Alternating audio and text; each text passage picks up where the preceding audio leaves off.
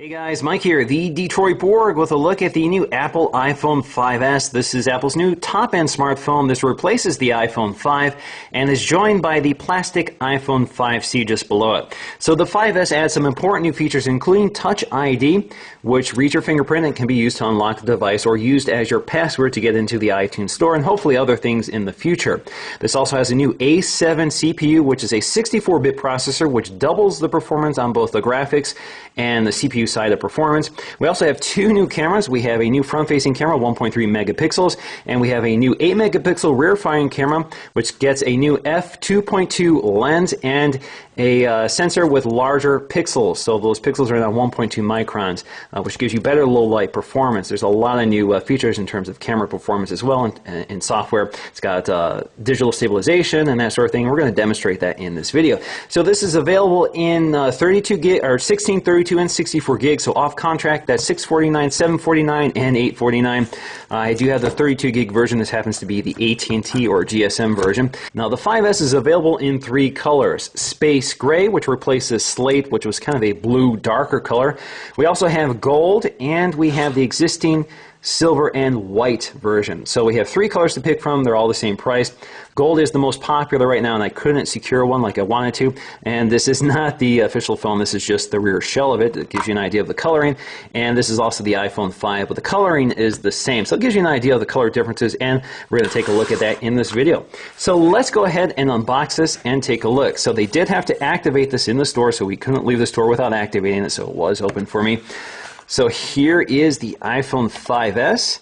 You can see it's got that space gray color, very different than that slate color, and I do have a slate color device we can compare this to, so we'll take a look at that in just a moment. So let's take a look at the packaging before we get to the phone. So we do have our ear pods complete with the carrying case, just like the iPhone 5. We have our wall adapter, which still is that has that yellow indicator or green indicator telling us that this is not one of the recalled units. That dates back quite a few years now. And we have our USB to Lightning connector for charging and syncing your device. Now we also have our literature underneath our plastic tray designed by Apple in California. It looks like they've changed this design a little bit. It's still an envelope, but it doesn't open up completely. You can see our literature inside, iPhone 5S, and looks like this is the white and silver version. Actually very nice. So it just points out the buttons, points out Touch ID, and we're going to take a look at it, of course. Apple or iPhone info, and of course we have our Apple stickers. Now, I know I have a lot of international viewers here, and you're probably wondering, where is the SIM ejection tool? And unfortunately, we don't get that on the carrier-locked versions in the U.S. So this is the AT&T version. We don't get that SIM ejection tool. So I guess they don't expect us to replace the SIM. All right, so we have our phone. So let's go ahead and lift up our screen protector.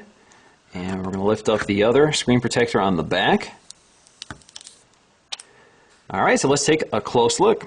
Now the first thing that jumps out to me is this new home button. So this is integrating Touch ID. So they've redesigned the home button. So you can see they've removed that square pattern from the center of the home button. It's also surrounded by this metal ring. Now the metal ring is actually color keyed to the body of the phone. So you have the space gray metal ring matching the space gray of the body of the phone. So this would be gold if you got the gold phone, silver if you got the silver phone.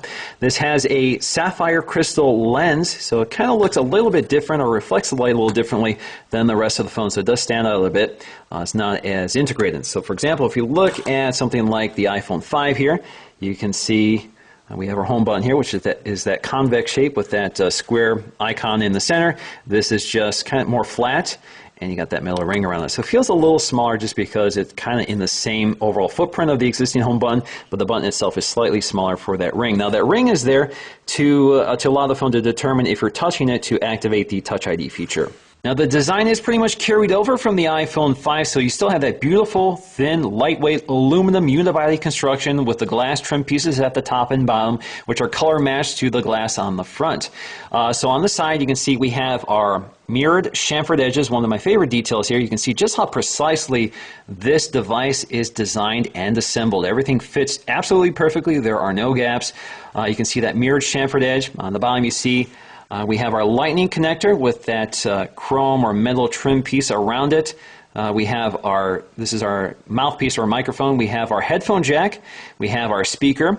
Along the side, you'll find your SIM tray. This is a nano SIM. In fact, they've even color matched the SIM tray here, so if I eject it, you can take a look at that. So I'm just going to eject that SIM tray using a SIM ejection tool. And you can see the SIM tray, again, supports a nano SIM. Fits absolutely perfectly here. So if you see it installed, absolutely no gaps around that SIM tray. Up top, you see your antenna brakes here. So you see antenna brakes on either side. This is part of the antenna system here, which allows the antennas to insulate from each other. Up top, you see your earpiece. This is your front-facing camera, now an improved 1.3 megapixel camera. You also have your sensor, your proximity sensor right here, which is hard to see on the dark version. Now, if you got the white version, you'd see it right there. Up top, you have your sleep-wake button. On the other side, you have your mute switch as well as your volume controls. Now, there are a few other design differences on the back besides the color. So you see we have a new thinner iPhone font. So if you bring up the iPhone 5 here, you can see slightly thinner. It also looks like it's slightly larger than the iPhone 5. Up here you see our new camera and LED flash. So if you look really closely here, we have a single LED flash on the iPhone 5. This is also true of the iPhone 5C. We have our camera and our microphone. Up here you see we now lose the chrome rings or metal rings around those elements. Instead, it's just a flush piece of glass. Again, we have a new 8 megapixel sensor, just like the iPhone 5, but it's a larger active area, so they're able to increase the size of the microns for increased low light performance. You have that new True Tone flash, that dual LED flash. In fact, you can see the color of the LEDs. You see the warmer color and cooler color, so they're able to change the color temperature of the flash depending on the scene. And you can see that the microphone back there is a slightly different design. It's more rounded as opposed to the oval design on the iPhone 5. Now, just to show you the available colors, so we have space gray, we have silver, and we have gold. So that gives you an idea of the color palette that's available. You can see that the silver and gold have the white trim pieces with the white front panel. So that is pretty much unchanged. So the space gray is the only one with the black front panel. Now, just to show you the color differences between space gray and slate, so we have an iPod Touch in slate. This was the same color as the slate on the iPhone 5. So you can see it's quite a difference here. So this is a much darker color, and this is a bluer color versus this grayer color. I actually like this quite a bit better. Now, they probably did this because the durability of the slate color wasn't very good. It was easy to chip and scratch. So this color is a little more durable. It's the way they've treated the metal this time. So hopefully this should be more durable for people who were concerned about the slate color scratching too easily. All right, so let's go ahead and boot this up and set it up for the first time. This will allow me to show you how to set up the new Touch ID fingerprint sensor. Now, of course, the iPhone 5S and 5C launch with iOS 7, which in itself is a massive change from iOS 6. But let's go ahead and set this up for the first time so you can see the setup is a little bit different with iOS 7. We're going to select our language. I don't have a SIM card installed just yet. So I'm going to select my country. We're going to log into my Wi-Fi network here. All right, so I do need to install a SIM in order to activate this phone. So I'm going to pull one out of my iPhone 5. All right, let's try again. Okay, we're going to enable location services. We're going to set this up as a new iPhone for now. I'm going to sign in with my Apple ID. Now it's asking me if I want to use iCloud, and yes, I do. And it's also asking me if I want to set up Find My iPhone, which I also want to do. Now my next screen reveals my accounts for iMessaging, which I don't want to reveal, so I'm going to click Next. Now I get to set up Touch ID. So let's go ahead and set that up now. Basically, all you have to do is touch your finger to the sensor, and it will coach you along. And as you can see, it fills up the screen, or the fingerprint here. So you keep doing it until it's all completed. Now it wants me to capture the edge of my finger, so let's go ahead and do that.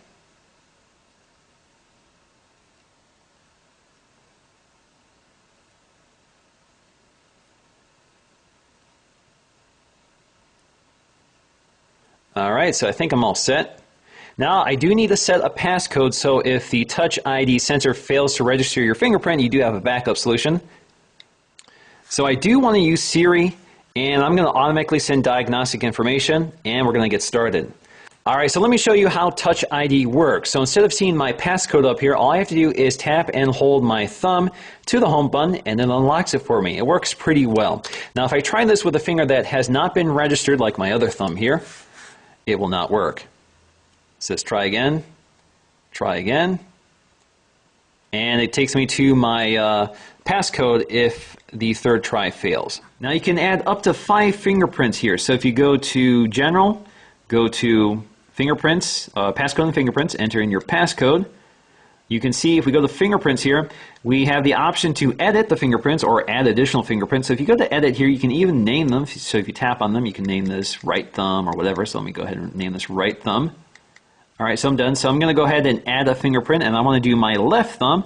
So what I'm going to do is just tap my left thumb to the sensor and go through the training process. All right, so now I want to train the edges of my finger.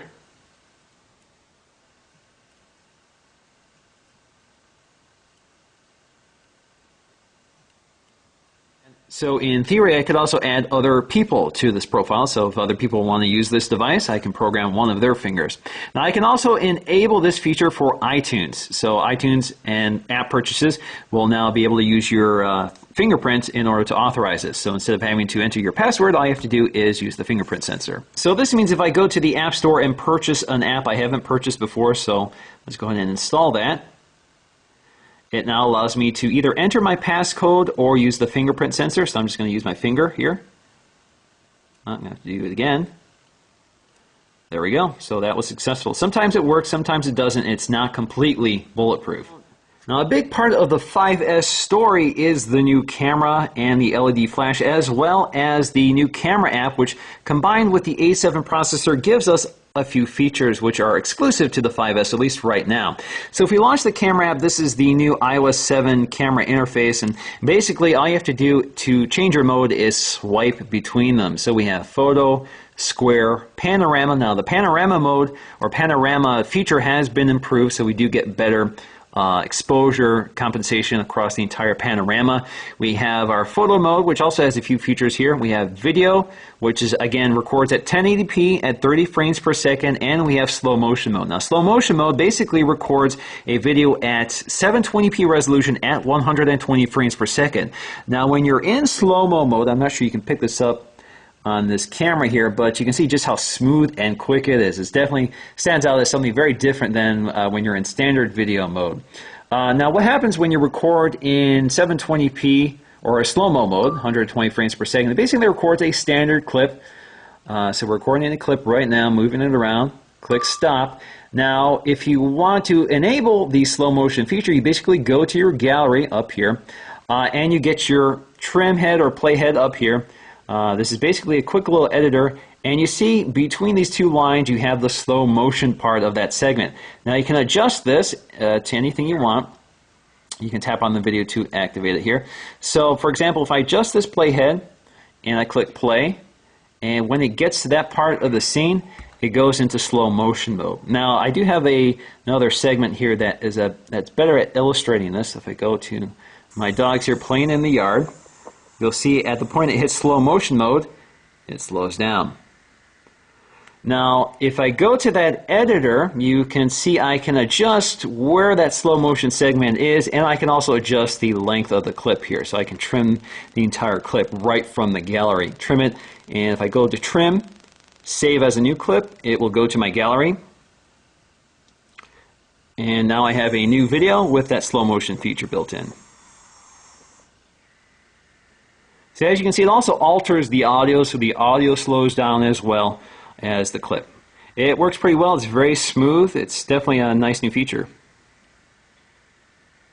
Now in terms of our standard still camera, so in addition to the hardware improvements, we also have some interesting software improvements. So we have electronic stabilization. So basically it's able to take a bunch of photos all at once, about 5 photos, automatically stitches them together to give you the best photo. So that is pretty much imperceptible. You don't notice it when you're taking the photo. It just works in the background. That's thanks to the power of that processor. Now we also have burst mode. So if you tap and hold the shutter release, it will take as many photos as you need until you're done. So you can see it's really quick. So if you go to your gallery, instead of having dozens upon dozens of the same shot, you instead have a single thumbnail for that specific gallery.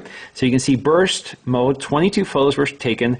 If you go to favorites, you can see all of those photos that were taken, and you can select which one was your favorite. So you can jump to any part of that timeline here to select the photo you want. Now in terms of the new flash here, you can see that kind of fires simultaneously, so it's kind of hard to see on the camera here. But it will automatically adjust the flash color to the specific scene, which works out pretty well. Now, in case you're curious, if you turn on the LED flash as your flashlight, only the bright white LED is illuminated, not both LEDs. So you can see the top one here is illuminated, but the bottom one is not. Now let's go ahead and take a look at the performance, the synthetic performance of the iPhone 5S versus the iPhone 5. So this will give you a relative idea of the performance gains from last year's model. So you can see we're running very similar specs. We have the same 1 gig of RAM. The processor is clocked about 1.3 gigahertz. If we go to my benchmarks, you can see there's a huge difference in performance, however. So you can see, like they said, we would double the performance from the iPhone 5, and I think we've bested even that. So huge gains here in the synthetic scores. You can see that Geekbench 3 is telling me that this is running a dual-core processor. Again at 1.3 gigahertz and again 1 gig of RAM. So definitely an improvement in overall performance. Now before I leave, I just want to show you the other colors of the iPhone 5S all put together so you get an idea of what you may prefer. So again, you have the space gray with the black glass trim pieces and the silver and gold with all the white trim pieces. Alright guys, that's going to do for me in this video, but before I leave, I'd love to know what you guys think of these three colors. Which is your favorite? Gold, space gray, or silver? Please let me know in the comment section below. Thanks for watching, and I'll see you again in the next video.